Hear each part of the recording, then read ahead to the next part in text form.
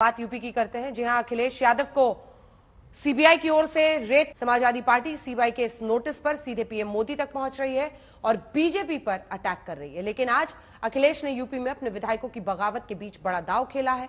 राज्यसभा चुनाव में झटका खाने के बाद एसपी फिर से आजमगढ़ के किले को मजबूत करने में जुट गई है। आज अखिलेश यादव ने बीएसपी नेता शाह आलम उर्फ गुड्डू जमाली को पार्टी में शामिल कराया। ये स्पेशल रिपोर्ट देखिए।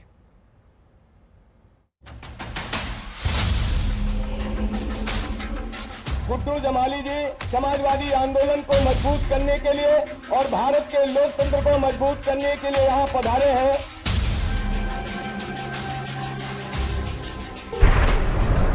अखिलेश यादव को सीबीआई का नोटिस क्यों आया?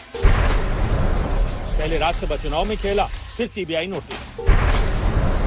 अखिलेश को सीबीआई नोटिस पर भड़की समाजवादी पार्टी। आखिर सीबीआई नोटिस का मतलब क्या है?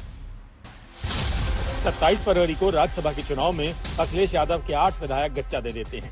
7 विधायकों ने एनडीए के पक्ष में क्रॉस वोटिंग की, तो एसपी की एक विधायक महाराजी देवी वोट ही डालने नहीं पहुंची। अभी समाजवादी पार्टी इन 7 विधायकों की बगावत पर उबल रही थी कि अखिलेश को सीबीआई का नोटिस आ गया और समाजवादी पार्टी के नेताओं ने सीधे पीएम मोदी पर चढ़ाई शुरू कर दी। ये संबंध बताता है माननीय अखिलेश यादव जी से बीजेपी डरी हुई है और प्रधानमंत्री जी डरे हुए हैं अपनी कुर्सी को लेकर, कुर्सी बचाने के लिए। लेकिन माननीय अखिलेश यादव जी ने भी नोटिस भेजा है कि देश में नया प्रधानमंत्री लाएंगे।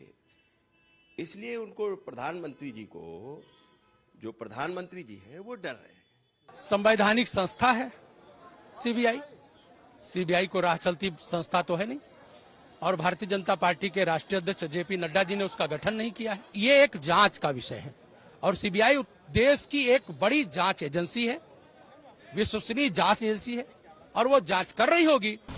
आपको बता दें कि अखिलेश यादव को सीबीआई ने रेत के अवैध खनन मामले में नोटिस जारी किया है, जिसके तहत उन्हें 29 फरवरी को दिल्ली में सीबीआई के सामने गवाही के लिए पेश होना होगा। अखिलेश यादव को जनवरी 2019 में दर्ज की गई सीबीआई की उस एफआईआर के संबंध में तलब किया गया है जो हमीरपुर में 2012 से 2016 के बीच कथित अवैध खनन से संबंधित है, जब अखिलेश यादव यूपी के मुख्यमंत्री थे।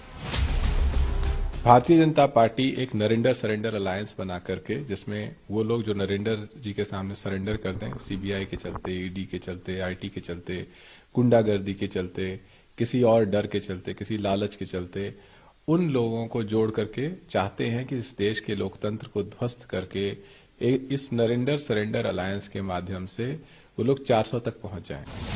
यूपी में समाजवादी पार्टी के लिए ये एक के बाद एक डबल झटका है। सामने लोकसभा चुनाव है और अखिलेश यादव की पार्टी में राज्यसभा चुनाव के दौरान भी बड़ी फूट नजर आई है। लेकिन अखिलेश यादव कह रहे हैं कि बीजेपी घबराई हुई है, इसीलिए अब वो पार्टियों को तोड़ने में जुट गई है। पीडीए परिवार बढ़ता चला जाएगा, इसी की घबराहट है कि भारतीय जनता पार्टी को पार्टियों को तोड़ना पड़ रहा है और भारतीय जनता पार्टी को एक अपना गुट अलग बना देना चाहिए।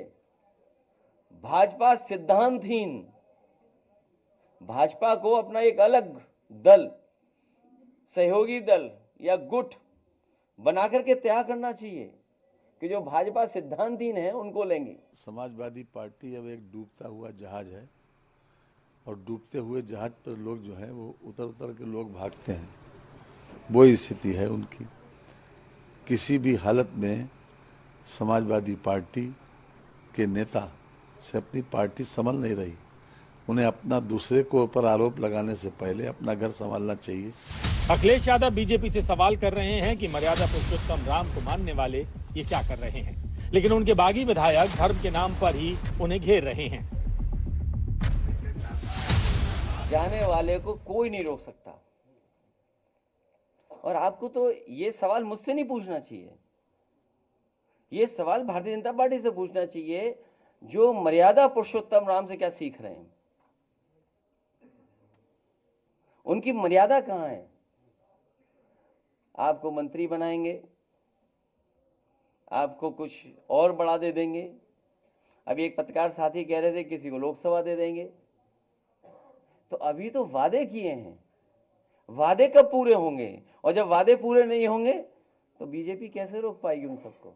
जहां पर किसी जात धर्म के लोगों को लगातार अपमान किया जाए, ये अधिकार भी किसी को नहीं था।